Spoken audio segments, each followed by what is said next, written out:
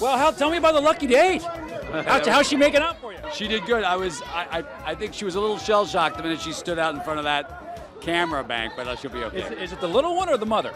Victoria was pretty that's the little one was shell-shocked, but Jean was fine, I think. She can handle it. It's probably the most fun I've ever had working on a film. Really? Yeah. You've been in a few, though. Yeah, but there was a lot of good downtime in this. We had fun. What kind of antics went on the set during takes?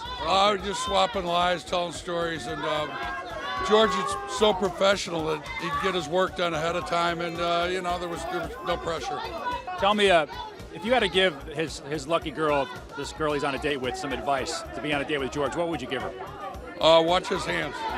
Watch his left hand. So John Goodman told me, and he's made a lot of films, that this was the most fun he's ever had making a film. Is that far from the truth?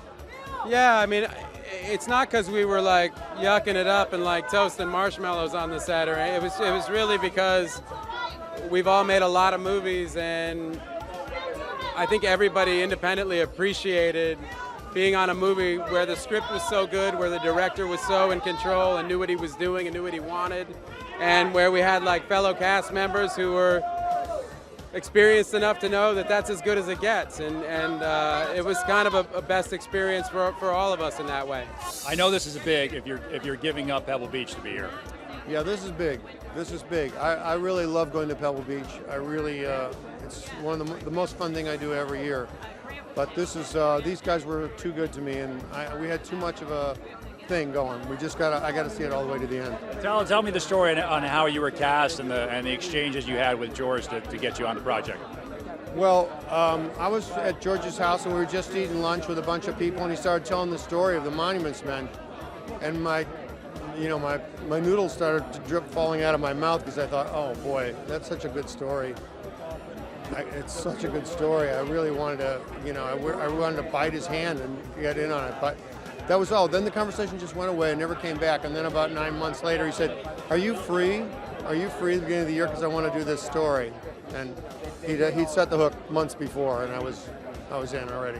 George is known to be a prankster. What kind of things went down on the set that created the levity that you probably needed on such a heavy subject matter? Well, it wasn't so much pranking because it was a huge set. The only one who got victimized was Matt Damon. He got Damon pretty good. With the uniform, and taking his pants in a quarter-inch every 2 weeks. Did you think to yourself, that's pretty good, that's pretty good? Oh, that's really good. And the rest of us just got to enjoy that because we all knew, and we'd see him like really, you'd see him in the single just really firing those abs, just firing all the way down to the pubic bone to just keep those trousers up.